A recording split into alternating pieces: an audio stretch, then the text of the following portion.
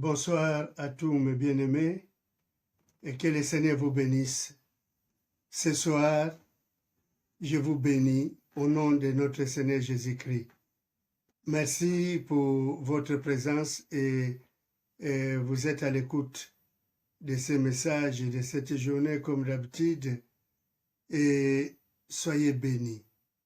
Ce que je vous demanderai, on ne peut rien faire sans rendre grâce à notre Dieu qui nous a donné le souffle de vie aujourd'hui. Si nous sommes là, c'est une grâce. Alors courbons nos fronts. Courbons nos fronts. Et ce que je vous demanderai d'abord, c'est, je laisse une minute, chacun de vous se met à prier là où vous trouvez. Et après moi, je dois continuer.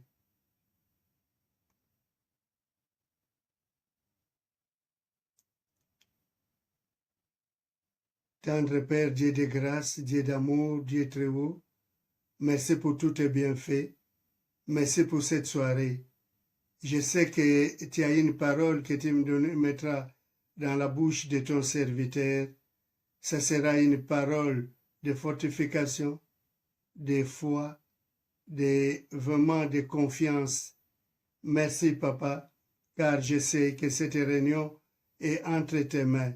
Dirige toutes choses, touche le cœur, et ceux qui écoutent ces messages soient bénis au nom de Jésus-Christ. Amen. Alors, bien-aimés, nous allons entrer dans un moment d'adoration, et après l'adoration, ça sera le message donné par le pasteur Christian Simakala, et après le message, donc, la prière et après, il y aura un moment de louange. Soyez bénis et bonne réunion. Amen. Attire-moi à toi.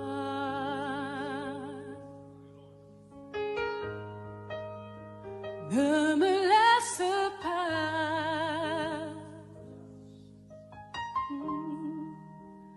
Je veux tout abandonner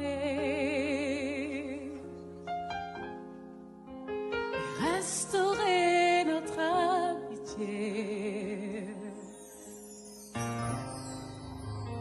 Tu es mon désir.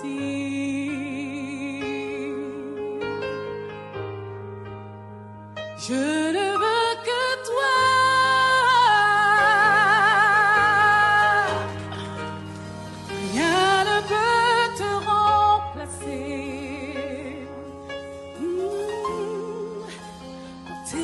Je suis rassurée.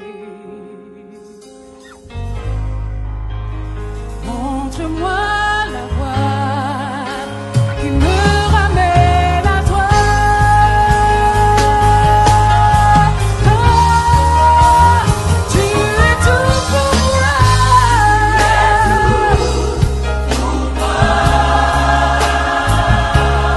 Sans toi.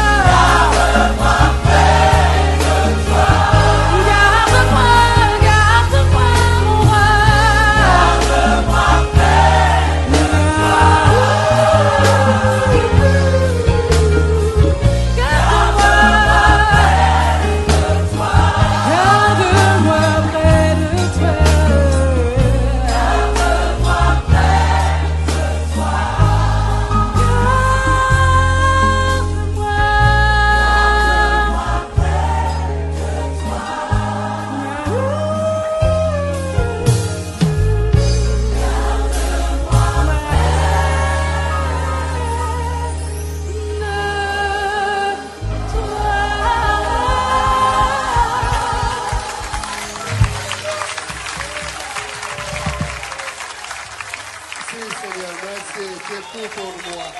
Tout pour moi. Même dans la solitude, même dans le désert.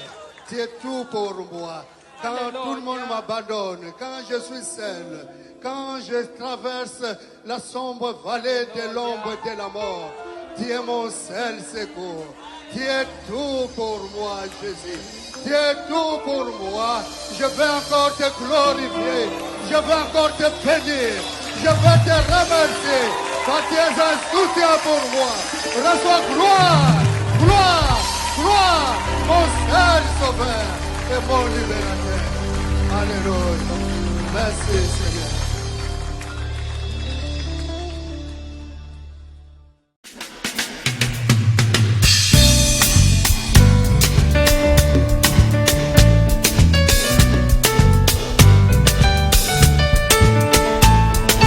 Ça c'est la musique de chez vous? Alors je vais voir un peu plus d'enthousiasme.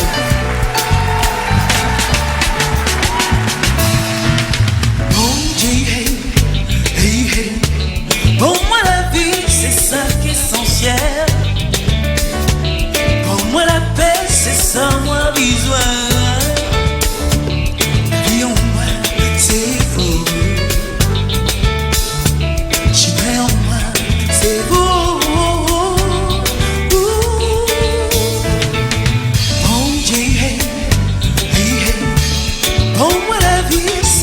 Essentiel.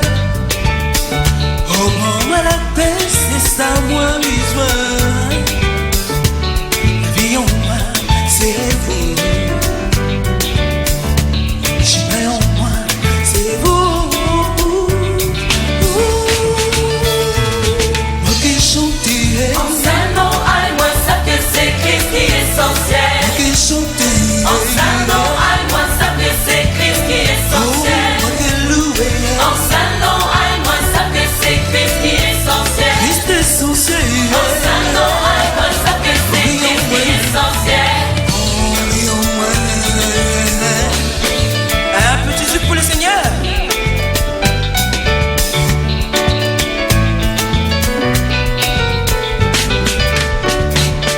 Un bon Dieu, hey, hey. Pour moi la vie c'est ça qui est essentiel.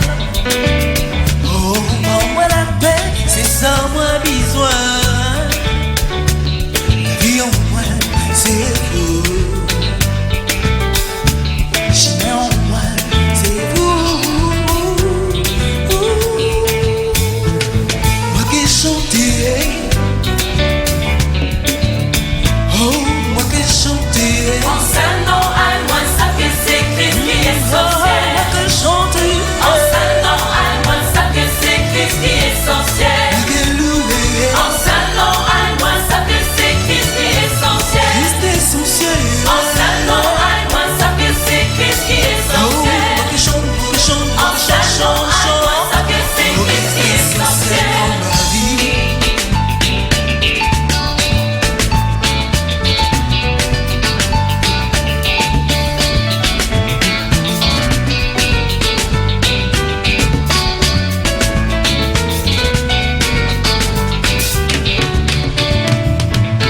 Moi qui chante. En saint nom, moi, ça que c'est Christ qui est essentiel. Moi qui chante.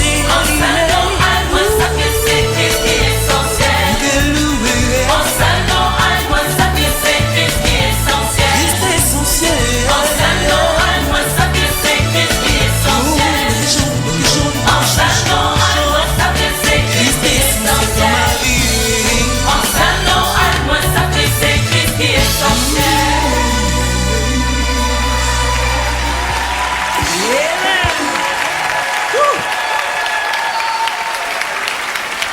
Jésus est la vie.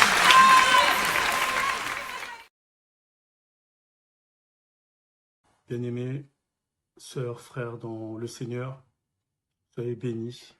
C'est vraiment une joie pour moi de pouvoir partager la parole de Dieu ce soir avec vous.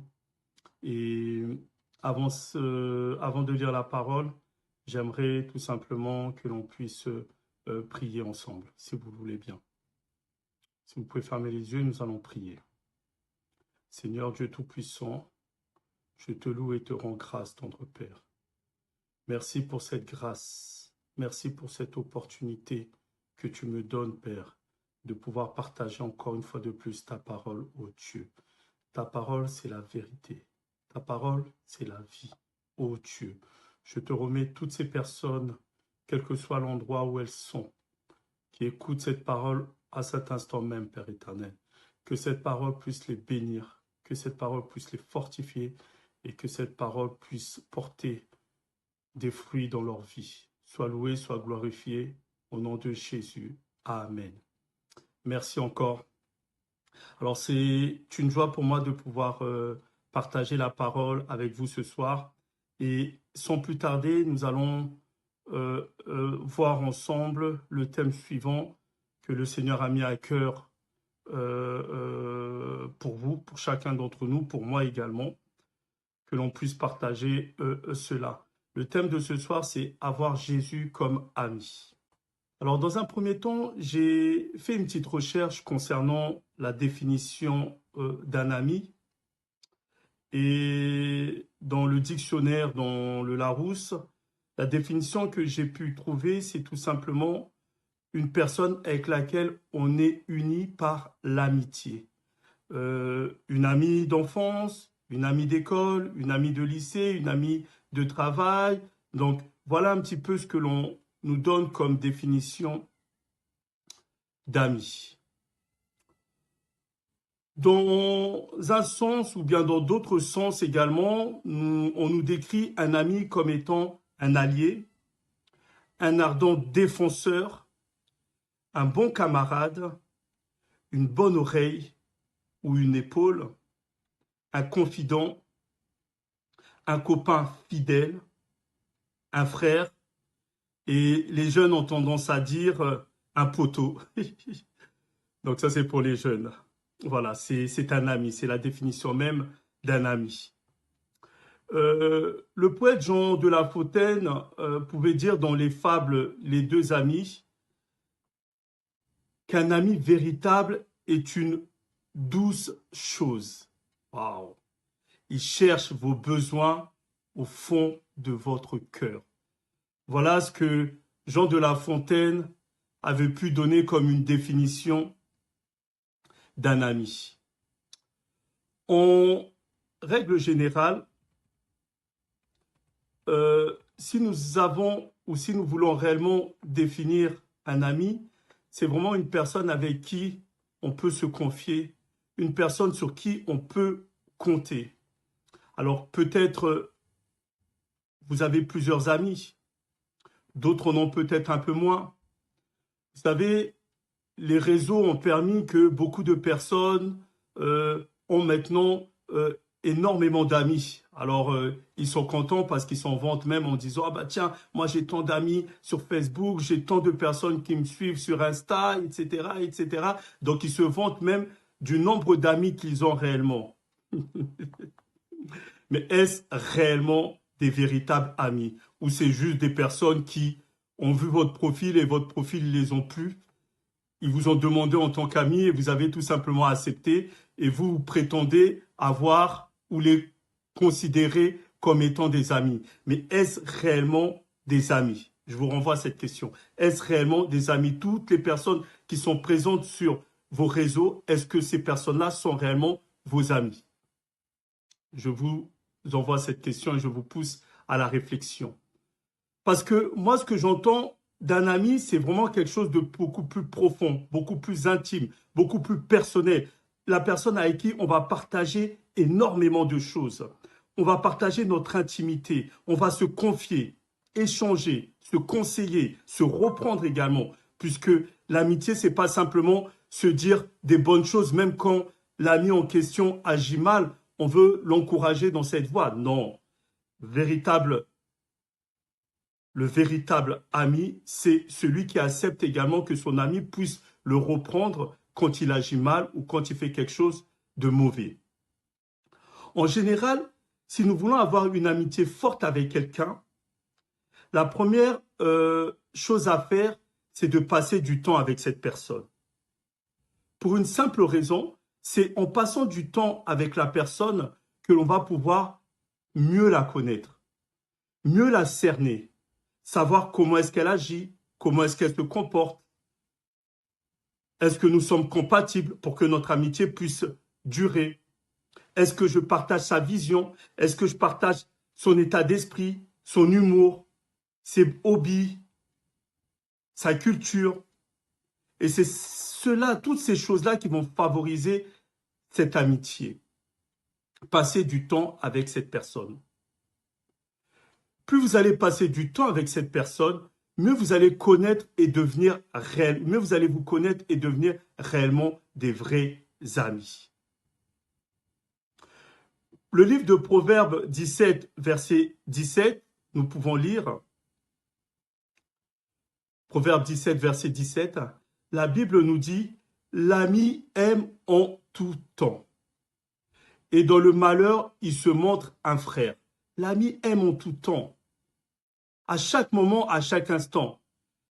Et nous connaissons dans la vie de tous les jours des amis qui nous aiment de temps en temps, qui nous aiment parce qu'on leur donne, qui nous aiment juste par profit, qui nous aiment parce qu'à un moment donné dans leur vie, ils se sentaient peut-être seuls, qu'on est tombé sur leur chemin et que finalement, ils ont fini par nous accepter comme étant des amis. Donc, une amitié juste intéressée, et vous en connaissez beaucoup parmi vous et autour de vous.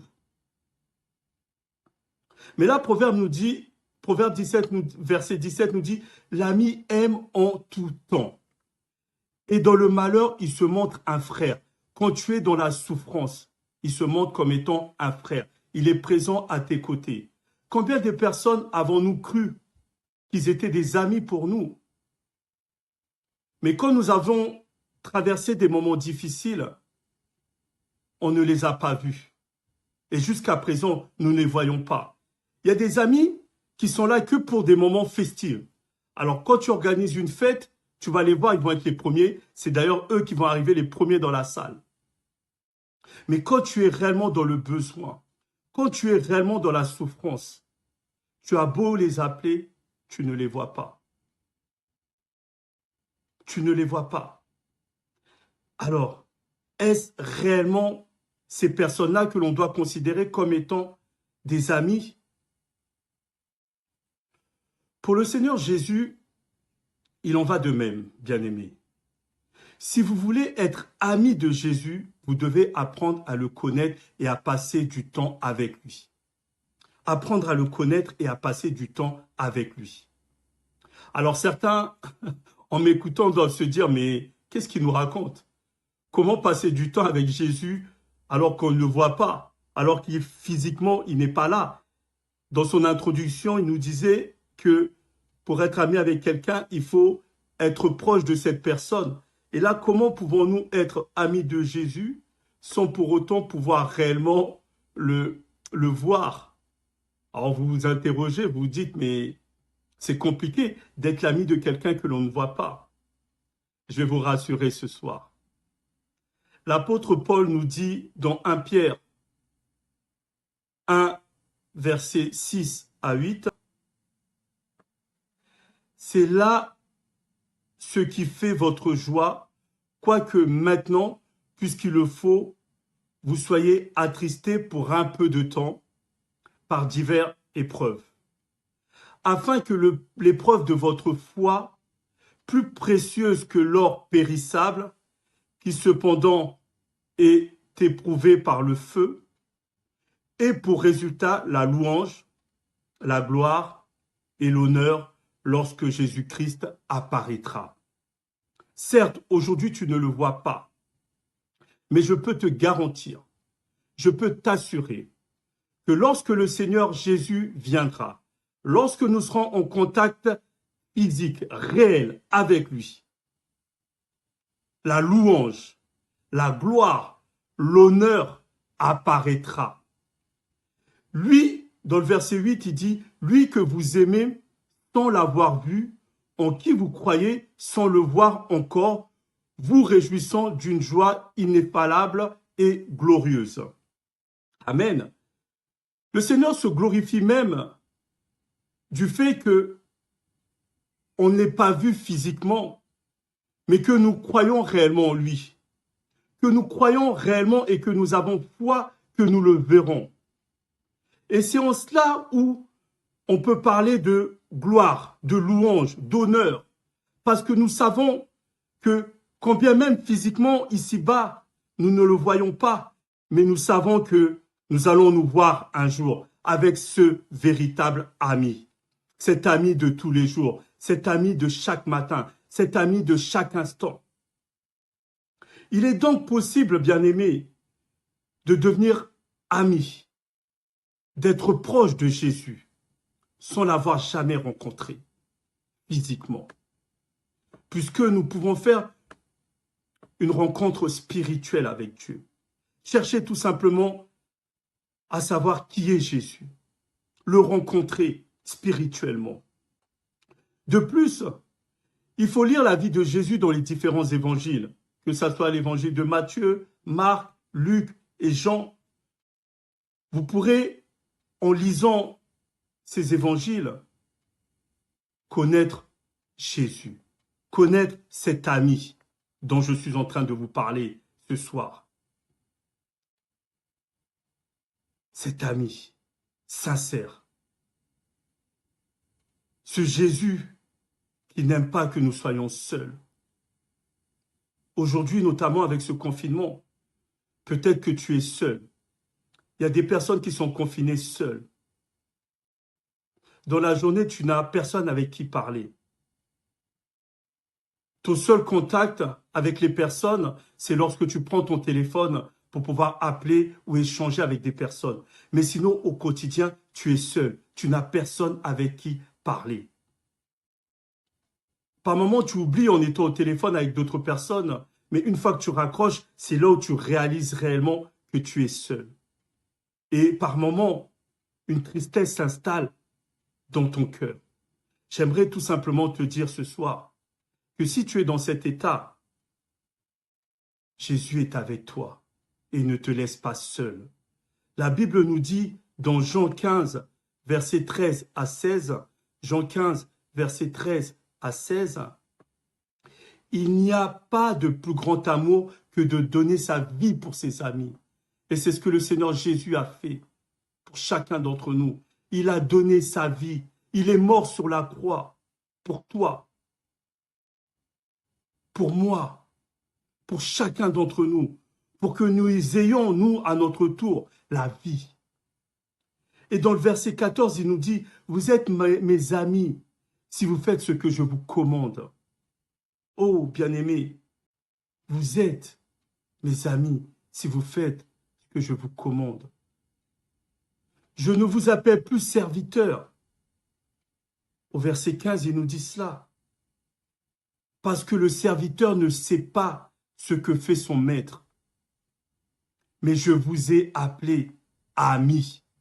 Je vous ai appelé amis. Vous n'êtes plus des serviteurs, des personnes qui ne savent pas ce que fait le maître. Mais je vous appelle amis, afin que vous puissiez savoir ce que je fais pour vous, afin que vous puissiez savoir ce que je suis pour vous, afin que vous puissiez savoir ce que je représente pour vous. Parce que je vous ai fait connaître tout ce que j'ai appris de mon Père. Le Seigneur partage toutes ces choses avec nous. Le Seigneur Jésus nous enseigne tout ce qu'il a pu apprendre de son Père. Il est venu sur cette terre pour nous apprendre, pour nous enseigner, pour nous conseiller, pour nous diriger, pour nous consoler. Au verset 16, il dit, « Ce n'est pas vous qui m'avez choisi, mais moi je vous ai choisi. Et je vous ai établi afin que vous alliez et que vous portiez du fruit. Et que votre fruit demeure afin que ce que vous demanderez au Père, en mon nom, il vous le donne. » Oh, quel ami! Il te dit ce soir, ce que tu demandes en son nom, que le Père puisse te le donner. Je ne sais pas quel est ton besoin ce soir, mais j'aimerais tout simplement te dire, l'ami que l'on appelle Jésus, cet ami qui est peut-être ton ami, si tu lui demandes quelque chose, si tu invoques son nom, le Père va te donner tout ce que tu vas demander au nom de Jésus. N'est-ce pas quelque chose de formidable? Amen. En plus, merci Seigneur, notre amitié avec Jésus favorise l'amitié avec Dieu. Crée cette amitié avec Dieu le Père. Jean 16, versets 22 à 27, il nous dit, « Vous donc aussi, vous êtes maintenant dans la tristesse. » Peut-être que c'est ton état actuellement. « Mais je vous reverrai, et votre cœur se réjouira, et nul ne vous ravira votre joie. Personne ne volera ta joie. » Peut-être qu'aujourd'hui tu es triste, mais Dieu te promet, le Seigneur Jésus te promet qu'il y aura un temps, il y aura un moment où personne ne ravira ta joie, personne ne volera ta joie. Tu conserveras ta joie. Au verset 23, il dit, « En ce jour-là, vous ne m'interrogerez plus sur rien. En vérité, je vous le dis, ce que vous demanderez au Père, il vous le donnera en mon nom. » Il nous le répète encore une fois de plus. Au verset 24, « Jusqu'à présent, vous n'avez rien demandé en mon nom. Demandez et vous recevrez afin que votre joie soit parfaite. » Tu es triste aujourd'hui.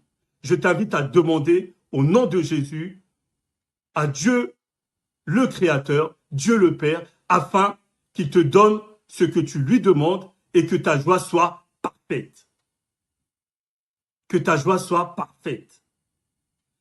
Je vous ai dit ces choses en parabole. L'heure vient où je ne vous parlerai plus en parabole. Écoute cela. Mais où je vous parlerai ouvertement du Père.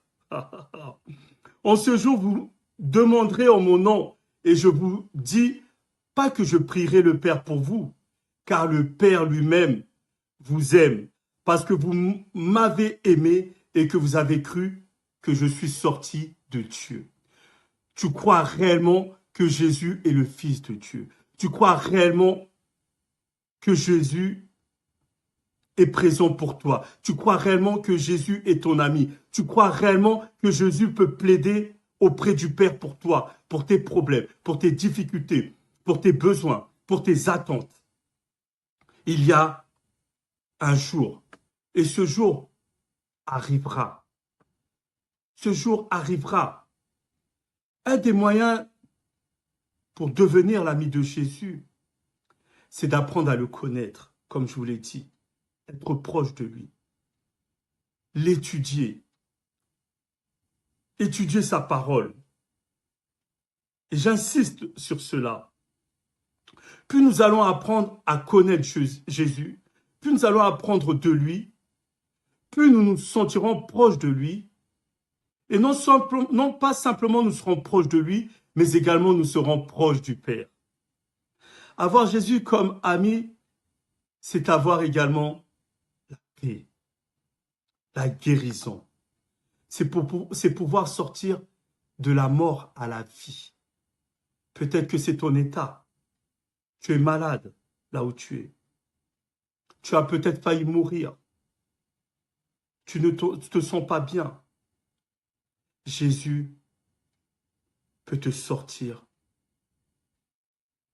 de ta maladie à vers la guérison. De la mort, il peut transformer cette mort en vie. Vous connaissez tous l'histoire de Lazare. Dans Jean 11, vous pouvez lire à la maison. Mais j'aimerais que l'on puisse lire quelques extraits tout de même ensemble. Vous pourrez lire l'ensemble du chapitre à la maison, mais nous allons lire quelques extraits ensemble. Jean 11, verset 11, il est écrit, « Après ces paroles, il leur dit, « Lazare, notre ami, dort, mais je vais le réveiller. » Vous savez tous que Lazare était mort et qu'on avait annoncé la nouvelle à Jésus. Et Jésus lui-même, il dit, Lazare, il dit à ses disciples, Lazare, notre ami, Lazare, mon ami, toi qui m'écoutes, le Seigneur te parle également là où tu es. Je ne connais pas ton prénom, Mais Dieu connaît ton prénom, il connaît ton nom, il te dit et il s'adresse à ses disciples en disant tout simplement, mon ami, tu dors simplement. Mon ami, tu es simplement malade. Ne t'inquiète pas, j'arrive, je vais intervenir comme j'avais pu le faire pour Lazare. Aujourd'hui, je le fais également pour toi. Au verset 21, il dit, Marthe dit à Jésus, Seigneur, si tu eusses été ici, mon frère ne serait pas mort. On a tendance à se décourager. Ne voyons pas Jésus physiquement. Lorsque nous avons besoin de secours, nous avons tendance à nous décourager en disant tout simplement, mais comment pourrais-je croire puisque tu n'es pas là? Tu n'es pas là pour que je puisse réellement t'entendre directement, me donner des paroles de consolation. Tu n'es pas là pour que je puisse regarder à travers tes yeux que je vais aller mieux. Tu n'es pas là pour me consoler tout simplement. Marthe avait eu cette même réaction. Si tu eusses été ici, mon frère ne serait pas mort. Mais maintenant même, je sais que tout ce que tu demanderas à Dieu, Dieu te l'accordera. Oh, bien-aimé, Marthe avait cette certitude que certes, Jésus n'était pas là. Voilà la raison pour laquelle son frère Lazare était mort. Mais elle avait également cette certitude parce qu'elle connaissait Dieu, que Dieu est capable de grandes choses. Et elle lui a dit tout simplement que tout ce que tu demanderas à Dieu, Dieu te l'accordera. Et Jésus lui a dit pour la rassurer, ton frère ressuscitera. Au verset 24, Marc lui répond, je sais qu'il ressuscitera à la résurrection au dernier jour. Ouh, Seigneur, mais ce n'est pas ce dont le Seigneur Jésus parlait. Jésus lui dit, je suis moi-même la résurrection et la vie. Jésus te dit, là où tu es ce soir, je suis moi-même la résurrection et la vie. Celui qui croit en moi vivra quand même il serait mort. Quand même il serait malade. Quand même il serait dans la souffrance. Celui qui croit en moi aura la vie. Et quiconque vit et croit en moi ne mourra jamais. Crois-tu cela? Et à ce moment-là, elle lui dit, oui Seigneur, je crois que tu es le Christ, le Fils de Dieu, qui devait venir dans le monde. Et j'aimerais te poser la même question ce soir. Crois-tu réellement que Jésus est capable de cela? Alors si tu le crois, mets ta foi en action. Confesse-le. Aie un regard favorable vers Dieu. Ne regarde pas à un homme. Regarde pas à un ami sur qui tu comptes de temps en temps, mais regarde sur ce véritable ami.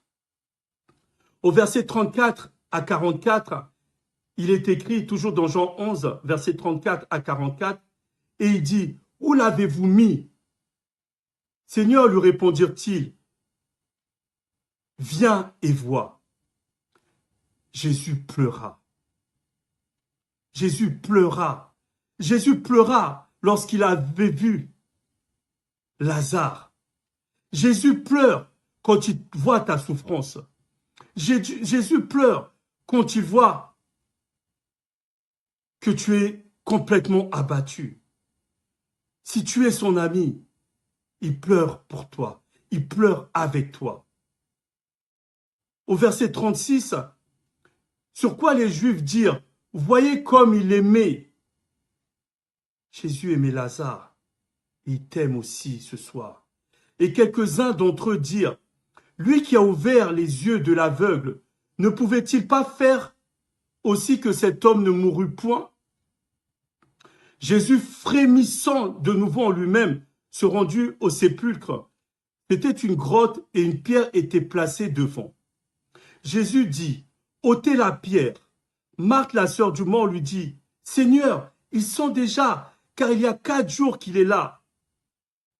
Au verset 40, Jésus lui dit, « Ne t'ai-je pas dit que si tu crois, tu verras la gloire de Dieu? Ne doute pas, quelle que soit la maladie, quelle que soit la souffrance. » Là, il s'agit d'un mort qui sentait déjà. Ton corps était déjà décomposé. Tu n'es pas dans cette situation encore. Tu es dans cette situation de souffrance, de maladie. Et le Seigneur te dit, ne t'ai-je pas dit, si tu crois, tu verras la gloire de Dieu. Tu verras la gloire de Dieu. Et au verset 41, ils ôtèrent donc la pierre. Et Jésus leva les yeux en haut et dit, « Père, je te rends grâce de ce que tu m'as exaucé. Je te rends grâce de ce que tu m'as exaucé. Pour moi, je savais que tu m'exauces toujours, mais j'ai parlé à cause de la foule qui m'entoure, afin qu'ils croient que c'est toi qui m'as envoyé. » J'aimerais te dire, cet ami du nom de Jésus a été envoyé par Dieu. Cet ami du nom de Jésus qui est avec toi, c'est Dieu qui l'a envoyé. C'est Dieu qui l'a mis à côté de toi. Ayant dit cela, il cria d'une voix forte au verset 43, « Lazare, sors !» Et le mort sortit, les pieds et les mains liés de bandes et le visage enveloppé d'un linge. Jésus leur dit, « Déliez-le et laissez-le aller, laissez-le partir. Déliez-le, laissez-le partir. » Et le Seigneur Jésus dit à ta maladie de te quitter, de partir, de te laisser tranquille. Le Seigneur dit à ton problème de te laisser tranquille, de te quitter. D'ailleurs, ne t'approprie pas cette maladie, ne t'approprie pas ce problème. Ce problème n'est plus le tien et ce problème est devenu le problème de Jésus. La difficulté de Jésus, c'est lui qui prend le contrôle, c'est lui qui te libère maintenant, à cet instant même. Pendant que tu écoutes cette parole, c'est lui qui te libère. Nous devons comprendre, bien-aimés, de quelle façon Dieu utilise son Fils pour répondre à nos prières. Nous devons cerner le plan de Dieu. Lorsque nous sommes amis de Jésus, il nous dit dans Jean 14, verset 13, « Tout ce que vous demanderez en mon nom, je le ferai. Tout ce que vous demanderez en mon nom, je le ferai. » Et vous savez, nous avons tendance à chanter « Au nom de Jésus, nous avons la victoire. Au nom de Jésus, nous avons la victoire. » Alors, je suis désolé si je ne chante pas très juste, hein, je ne suis pas un chanteur, mais vous connaissez tous cette chanson. Au nom de Jésus, où nous crions, nous transpirons, nous sautons. Au nom de Jésus, nous avons la victoire. Mais j'aimerais te poser la question suivante ce soir. Est-ce que tu comprends réellement ce que signifie le nom de Jésus lorsque tu l'invoques? Est-ce que tu comprends réellement quel pouvoir ce nom manifeste dans ta vie? Comment est-ce que ce nom peut influencer ta vie? Comment ce nom peut impacter ta vie? Comment ce nom peut agir dans ta vie? Est-ce que tu le comprends réellement? Jean 3, verset 16 à 18.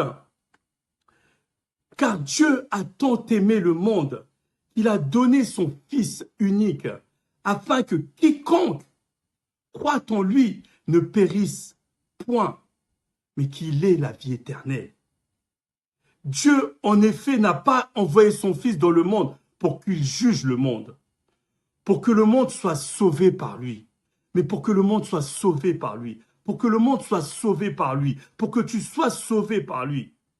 Celui qui croit en lui n'est point jugé, mais celui qui ne croit pas est déjà jugé. Celui qui ne veut pas être ami de Jésus est déjà condamné. Celui qui ne veut pas être ami de Jésus a déjà la défaite. Mais celui qui veut être ami de Jésus a la victoire dans tous ses combats. Parce il dit, mais celui qui ne croit pas est déjà jugé parce qu'il n'a pas cru au nom du Fils unique de Dieu.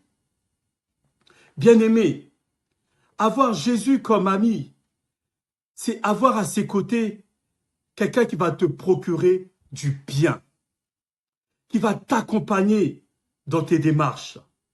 Dans tout ce que tu vas pouvoir entreprendre, cette personne sera à côté. C'est celui qui va te conseiller. C'est celui qui va te guider. Celui qui va t'aider à faire de bons choix dans ta vie. Combien de personnes qui écoutent les conseils d'amis et que leur vie prenne une autre direction ou qu'il y ait une multiplication d'échecs dans leur vie parce qu'ils ont écouté de mauvais conseils. Le conseil d'un ami qui lui-même n'a peut-être même pas d'expérience, qui lui-même, on ne sait pas par qui il est inspiré. Mais là, je ne vous parle pas de ces amis-là, mais je vous parle de l'ami véritable de Jésus, celui qui va te donner de bons conseils, qui va te permettre de faire de bons choix. Cet ami qui va rester à côté de toi, qui te restera fidèle, qui t'aimera comme tu es, avec tes défauts et tes qualités, qui n'est pas venu pour te juger, te condamner, mais qui est venu pour te sauver. Et surtout cet ami qui t'aidera à une transformation dans ta vie, d'une manière générale. Le vieil homme que tu étais autrefois puisse être transformé en une nouvelle personne, à l'image de Christ. Marchons avec Dieu. Marchons sur les principes et les principes bibliques. Cette nouvelle créature, cette nouvelle personne va naître. Cette nouvelle personne commence déjà à naître en toi. Cet ami présent dans les moments de détresse, dans des moments de souffrance, mais également dans des moments de bonheur. Sache, bien-aimé, qu'il est là. Il veille sur toi. Il demande qu'une chose ce soir, c'est que tu fasses un pas vers lui. Et il te dit simplement que lorsque toi tu feras un pas vers lui, lui il en fera deux en ta direction. Il vient vers toi. Il t'aime. Et ce soir, je t'invite à avoir foi en lui. Je t'invite à croire en lui. Je t'invite à te lier davantage d'amitié avec lui. Je t'invite à lui faire confiance, à ouvrir ton cœur tout simplement. Quelle que soit ta situation ce soir, nous allons tout simplement prier ensemble pour que cet ami du nom de Jésus puisse intervenir dans ta vie, dans ta situation. Alors ferme les yeux et fais cette prière.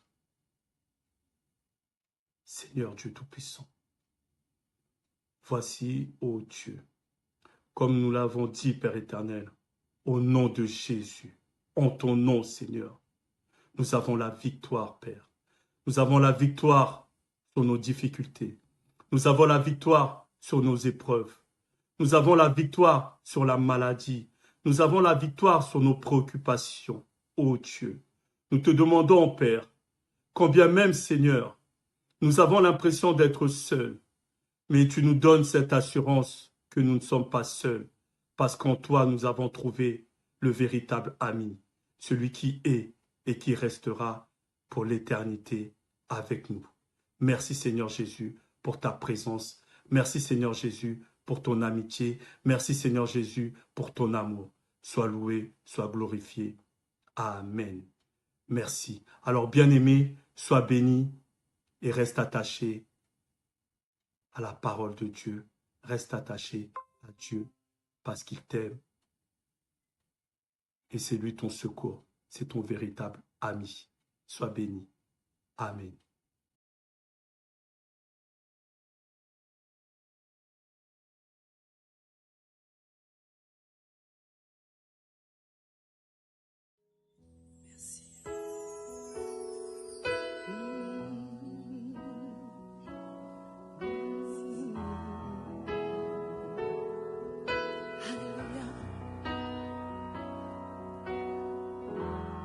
Mon Jésus, mon sauveur, nul n'est comme toi. Toute ma vie, autour de moi, je veux chanter ton amour.